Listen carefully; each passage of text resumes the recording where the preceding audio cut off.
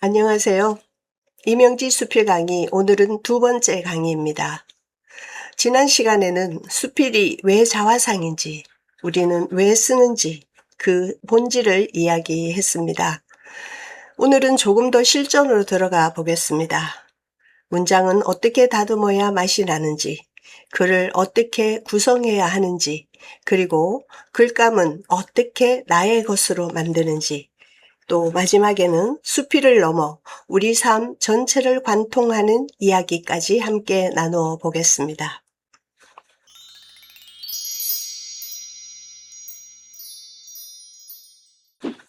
먼저 문장력이란 무엇으로 이루어지는지부터 말씀드리겠습니다. 크게 네 가지입니다. 어휘력, 어휘의 배열, 호흡, 그리고 가독성. 이 네 가지가 어우러져야 비로소 좋은 문장이 됩니다. 아무리 좋은 단어를 알고 있어도 배열이 어색하면 읽히지 않고, 배열이 아무리 좋아도 호흡이 맞지 않으면 숨이 차오릅니다.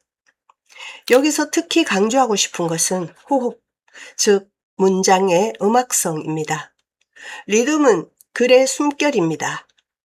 사람이 숨을 쉬듯 문장도 숨을 쉽니다. 짧은 문장과 긴 문장을 적절히 번갈아 배치하면서 그 호흡도 조절해야 비로소 글의 음악성이 생깁니다. 계속 짧은 문장만 이어지면 숨이 가쁘고 계속 긴 문장만 이어지면 숨이 막힙니다. 짧게 그리고 길게 그 리듬을 몸으로 익히셔야 합니다. 다음은 중첩 표현입니다. 이것은 수식어를 겹쳐서 의미의 결을 더 선명하게 만드는 기법입니다. 그런데 이게 지나치면 오히려 장황해집니다. 그래서 핵심은 적정 중첩으로 하고 딱 알맞는 중첩으로 가야 합니다. 예를 들어 보겠습니다. 이렇게 쓰면 중첩입니다. 어머니가 담그신 장은 오랜 시간 숙성된 그 깊은 맛이 내 어린 시절의 기억을 불러낸다. 수식이 두 단계로 겹쳐 있죠. 어머니가 담그신 장, 그리고 오랜 시간 숙성된 깊은 맛. 이 정도는 문장에 리듬감을 주면서 또 읽는데 무리가 없습니다. 그런데 이렇게 되면 과한 중첩이 됩니다. 어머니가 할머니에게 배운 방법으로 담그신 장은 햇볕이 잘 드는 뒤뜰에서 오랜 시간 숙성된 그 깊고 진한 맛이 내가 어렸을 적 살던 시골집의 마루에 앉아있던 그 기억을 불러낸다. 어때요? 들으시면서 벌써 숨이 차오르지 않나요? 수식이 4단계로 겹쳐지면서 문장이 늘어지고 정작 하고 싶은 말이 무엇인지 흐려져 버립니다. 그래서 기억해 두십시오. 중첩은 2단계까지가 적정합니다. 3단계 이상 넘어간다 싶으면 욕심내지 마시고 문장을 잘라서 나누는 것이 훨씬 낫습니다. 그리고 문장은 두괄식과 미괄식이 있습니다. 결론을 앞에 놓을 것인가, 뒤에 놓을 것인가를 가는 정해진 답이 있는 것이 아니라 그 글이 다루는 주제에 따라 선택하시면 됩니다. 대체로 두괄식은 신문 기사를 쓸 때 많이 씁니다. 결론을 먼저 내고 이 결론에 대한 해석을 뒤에 다는 경우, 그것이 신문 기사 형식입니다. 대체로 미괄식은 논문을 쓸 때 주로 쓰죠. 앞에 이렇게 점차적으로 이야기를 쌓아가다가 마지막에 그래서 이런 결론이 나왔다. 이렇게 논문 형식에 쓸 때 미괄식을 씁니다. 이것은 작가의 각자 갖고 있는 습관이기 때문에 본인은 어떤 식의 글을 쓰는지 한번 생각해 보시고 이거를 적절히 배치하면은 그 소재에 따라, 주제에 따라 적절히 쓰시면 좋을 것 같습니다. 다음은 수미상관법입니다. 처음과 중간, 그리고 끝을 하나의 원으로 묶는 방식입니다. 글의 첫 장면이나 첫 이미지를 마지막에 다시 불러오면 글 전체가 하나의 원처럼 둥글게 완결됩니다. 이 방식은 글의 완성도를 눈에 띄게 높여줍니다. 마치 안에서 아무리 산만한 이야기를 하더라도 수미상관으로 처음과 끝을 이어주면은 보자기로 글을 동그랗게 싼 듯한 완성도가 생깁니다. 자, 수필의 유형에는 어떤 것이 있을까요? 수필에는 크게 세 가지 유형이 있습니다. 첫째, 서사형입니다. 에피소드를 중심에 놓고 그 위에 사유를 얻는 방식입니다. 둘째는 사유형입니다. 하나의 대상을 깊이 관조하며 써내려가는 방식입니다. 우리 수필계에서 사유형 수필의 대표적인 분은 손광성 선생님, 최민자 선생님의 글이 사유형의 대표적인 사례이죠.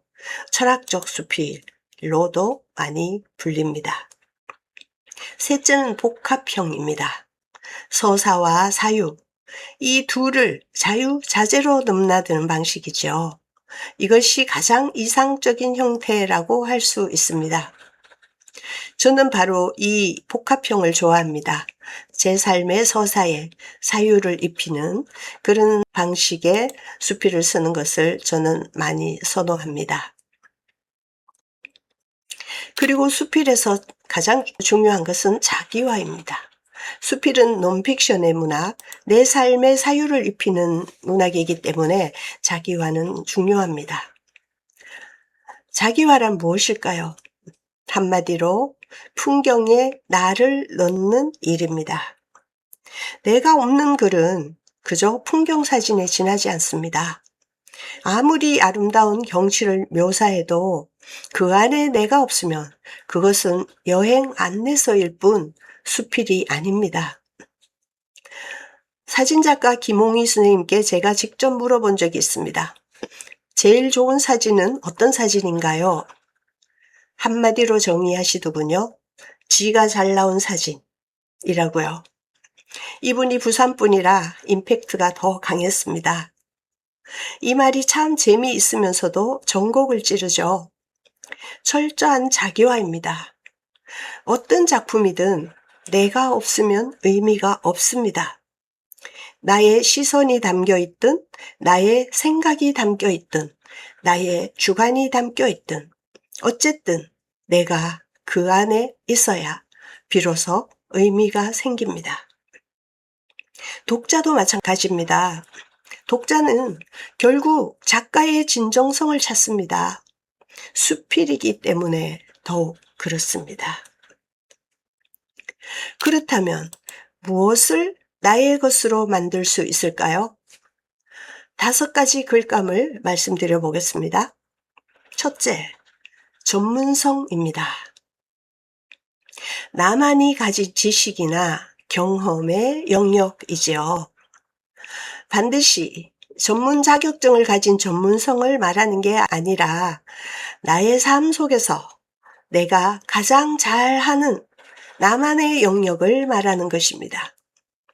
평생 주부였다면 주부로서 내가 정말 잘하는 요리 방식이라든지 집안 정리하는 법이라든지 가족들과 관계의 기술이라든지 경험의 영역에서 나오는 나만의 생각이 훌륭한 글감이 됩니다.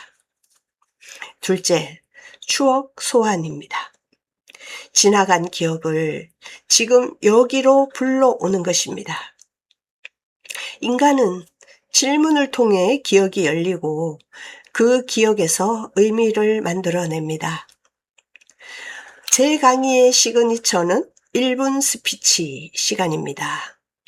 지난 한 주 어떻게 지내셨나요? 라고 묻습니다.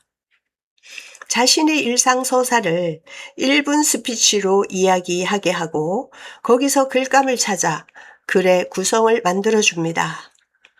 1분이라고 한정하는 것은 이야기를 선택하고 요약 정리해 말하는 훈련입니다. 글에서 군더더기를 덜어내는 훈련이기도 합니다. 이 강의 방식은 무엇을 써야 할지 몰라 망설이던 분들에게 펜을 들게 하는 좋은 방법이 되고 있습니다. 셋째, 철학적 사유입니다. 이것은 소재라기보다 사유 방식에 가깝습니다. 눈앞의 사소한 사물 하나, 일상의 작은 균열 하나에서 출발해 그 너머에 있는 존재와 시간에 대한 질문으로 건너가는 것입니다. 다만 조심해야 할 것은 그 질문에 스스로 답을 내려 설명해 버리면 안 됩니다. 결론은 열어두고 장면 속에 질문만 심어둡니다. 그래야 독자가 그 자리에 함께 사유할 수 있습니다. 넷째, 여행기입니다. 여러분 여행기 많이 쓰시죠? 여행기에서 중요한 것은 어디를 여행했느냐라는 안내가 아니라 그 장소에서 그 앞에 선 나를 만나는 것입니다. 어떤 이는 여행기를 가이드가 설명해준 이야기를 받아 적은 듯한 글을 쓰는 분이 있습니다. 여행기는 낯선 풍경 앞에서 문득 떠오른 나의 결핍, 낯선 길에서 길을 잃은 순간과 포개지는 내 삶의 어떤 시기, 그런 것들에 나의 느낌을 쓰는 것입니다. 현지 정보를 나열하지 마시고 그 정보 앞에서 내가 느낀 감정을 쓰는 것이 여행기입니다. 다섯째, 일상소회입니다. 사실 가장 평범해 보이지만 실은 가장 어려운 글감입니다. 반복되는 하루 속에서 유난히 다르게 느껴진 하루, 오래서 온 물건에 새겨진 시간의 의미, 또 이름 붙이기 애매한 사소한 그날의 감정, 이런 것들을 정직하게 붙잡되 교훈으로 마무리 지어서는 안 됩니다. 결론을 짓지 말고 여운을 남겨둘 때 일상의 무게가 오히려 더 진실하게 전달됩니다. 이 5가지 중 어느 것을 쓰더라도 결국 중요한 것은 하나입니다. 그 안에 나의 시선, 나의 사유, 즉 내가 있어야 한다는 것, 그것이 자기화입니다. 자, 이제 좋은 수필은 무엇으로 독자를 끌어당기는지 이야기해 보겠습니다. 수필의 매력이죠. 자, 여기도 역시 5가지 요소로 이야기해 보겠습니다. 첫째, 독특한 서사입니다. 독특하다는 것은 특이한 사건이 아니라 흔한 경험을 낯설게 포착하는 것입니다. 둘째, 서사와 결합된 사유입니다. 이야기와 사유가 따로 놀지 않고 한 몸처럼 붙어 있어야 합니다. 그 이야기를 왜 했는지, 그래서 라는 대답이 있을 때 바로 사유가 일어나는 것입니다. 셋째, 문장력입니다. 짧고 긴 문장의 리듬, 정확한 어휘 선택이 여기에 해당합니다. 넷째, 새로운 정보입니다. 독자가 몰랐던 세계를 하나 엿보게 될 때 흥미를 느낍니다. 나의 전문성이나 낯선 경험이 여기서 힘을 발휘하게 됩니다. 자, 5째, 공감과 감동입니다.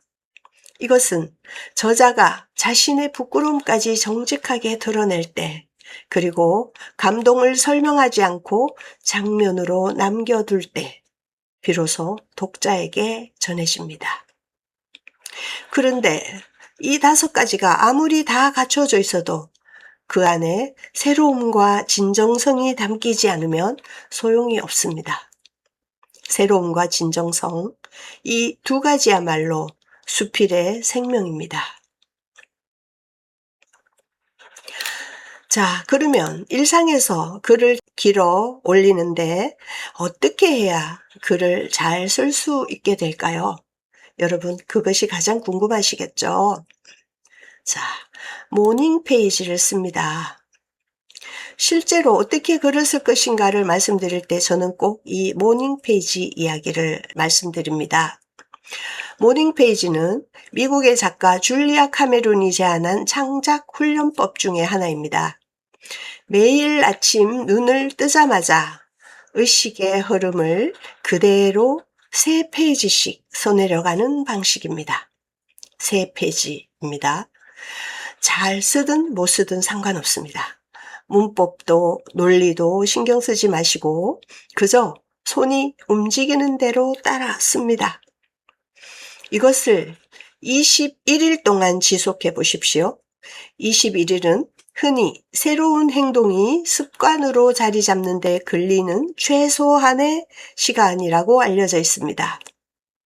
그리고 그렇게 매일 쌓인 글 속에서 눈에 띄는 문장이나 반복되는 감정을 다시 들여다보면 그것이 곧 다음 수필의 주제가 됩니다. 자, 이제 마지막 장입니다. 수필이라는 갈래를 넘어서 문학이 우리 삶에서 어떤 의미를 갖는지 이야기하며 마무리하겠습니다. 소크라테스는 캐묻지 않는 삶은 가치가 없다고 했습니다. 우리가 글을 쓴다는 것은 결국 삶을 캐묻는 일입니다. 문학은 인간의 자유정신입니다. 누구도 대신 서줄 수 없고 누구도 대신 살아줄 수 없는 오롯이 나만의 자유입니다. 발터 베냐민은 예술의 쓸모없음이야말로 가장 큰 쓸모라고 했습니다. 당장 돈이 되지 않고 당장 무언가를 해결해 주지도 않지만 바로 그렇기 때문에 예술은 우리 삶에서 가장 소중한 자리를 차지합니다. 사랑과 삶, 고통과 질투, 욕망과 결핍, 이 모든 것이 창작의 원천입니다. 우리가 살면서 겪는 아픔도 부끄러운 욕망도 결핍도 모두 글이 될 수 있습니다. 이런 말이 있죠. 삶이 내게 레몬을 던지면 레모네이드를 만들어라. 우리에게 주어지는 삶의 신레몬 같은 순간들을 수필이라는 그릇에 담아 달콤한 레모네이드로 만들어내는 것, 그것이 바로 우리가 글을 쓰는 이유입니다. 오늘은 문장의 맛과 멋에서 시작해 구성의 기술, 자기와 수필의 매력, 그리고 쓰는 습관까지 함께 살펴보았습니다. 그리고 마지막에는 문학이 결국 우리 삶 전체와 어떻게 맞닿아 있는지도 이야기했습니다. 여러분, 기억해 두십시오. 좋은 문장은 적정한 중첩에서 나오고 좋은 구성은 하나의 원을 그리며 완결되고 좋은 글감은 그 안에 내가 있을 때 비로소 살아난다는 것, 그리고 그 모든 것의 바탕에는 삶을 캐묻는 자유로운 정신이 있어야 합니다. 오늘부터 매일 정해진 시간 짧게라도 써보시기 바랍니다. 그 안에서 여러분만의 레모네이드가 만들어질 것입니다. 다음 시간에 또 뵙겠습니다. 감사합니다.